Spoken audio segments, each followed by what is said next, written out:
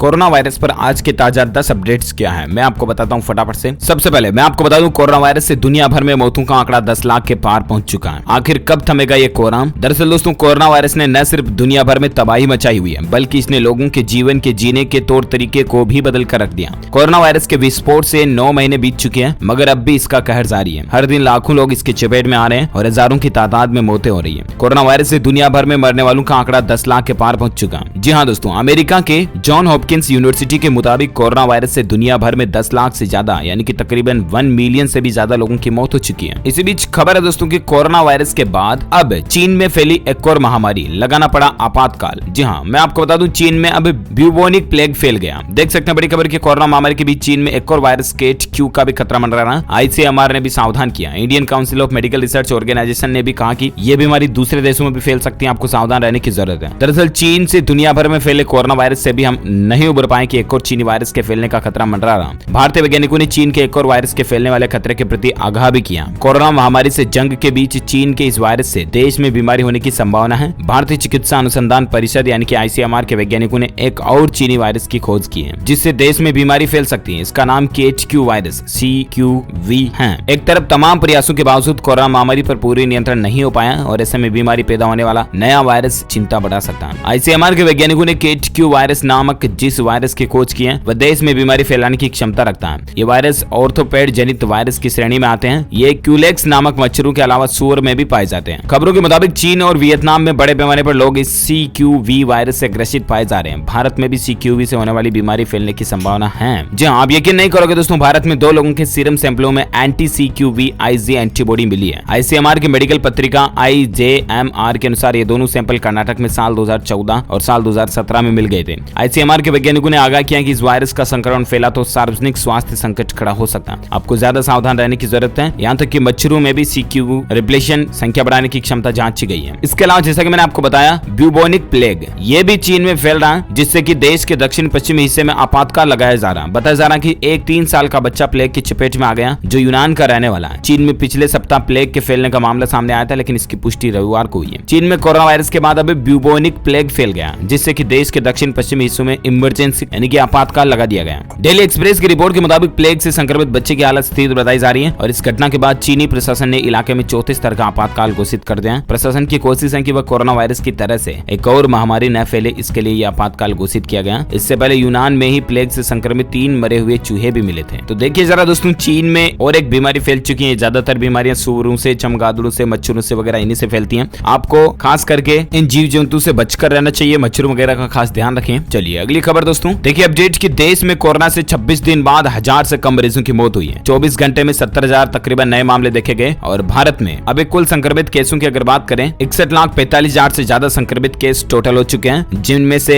9,47,000 से ज्यादा case active है यानी कि सक्रिय जिनका इलाज चल रहा है, जबकि 51 लाख से भी ज्यादा लोग ठीक हो चुके हैं। इस वायरस के चलते भारत में मरने वालों की कुल संख्या 96,000 से भी ज्यादा पहुंच चुकी है। और आइए नजर डालते दोस्तों आज के अगले अपडेट पर। तो देख पा रहे हमारे स्वास्थ्य मंत्री डॉक्टर हर्षवर्धन जी ने कहा कि वैक्सीन को लेकर एक बड़ी बात बताई उन्होंने कि भारत में आखिर कब से मिलने लगेगी वैक्सीन। जी हाँ, केंद्रीय स्वास्थ्य मंत्री डॉक्टर हर्षवर्धन ने सोमवार को कहा कि भारत में कोरोना वायरस की वैक्सीन विकसित करने की दिशा में काफी तेजी से काम चल रहा है। उन्होंने कहा कि देश में कम से कम 3 ऐसे वैक्सीन है जो अभी क्लिनिकल ट्रायल की स्टेज में है। इनमें से एक ट्रायल के अंतिम चरण में है। हर्षवर्धन ने कहा कि मुझे उम्मीद है कि साल 2021 के पहली तिमाही यानी कि मार्च से पहले भारत में बनाई गई वैक्सीन उपलब्ध हो जाएगी। साथ ही उन्होंने लोगों से भी अभी कोरोना वायरस को नियंत्रित करने के लिए जारी गाइडलाइंस का पालन करने का अनुरोध किया यानी कि मास्क लगाएं, सैनिटाइजर, सोशल डिस्टेंसिंग वगैरह का ध्यान रखें। चलिए अगली खबर देखिए, केरल में बिस्तर में पड़े कोरोना वायरस से संक्रमित रोगी की गांव में कीड़े पड़ गए थे। अब जांच के आदेश भी दिए गए। जी हाँ, केरल में कोविड-19 का उपचार कराकर घर लौटे एक व्यक्ति के परिवार ने दावा किया कि इस व्यक्ति के अस्पताल में बिस्तर पर पड़े रहने के दौरान हुए गाँव में कीड़े पाए गए। इसके बाद केरल की स्वास्थ्य मंत्री के शैलजा ने सोमवार को जांच के आदेश दिए और चिकित्सा शिक्षा विभाग के निदेशक से रिपोर्ट दायर करने को भी कहा। अनिल कुमार जिनकी उम्र 55 साल है, उनके परिजनों ने रविवार शाम ही स्वास्थ्य मंत्री से शिकायत की थी। उन्होंने कहा कि स्वास्थ्य विभाग ने जब कुमार को घर भेजा तो बिस्तर पर पड़े रहने की वजह से उसके शरीर में हुए गाँव के अंदर कीड़े लग गए थे।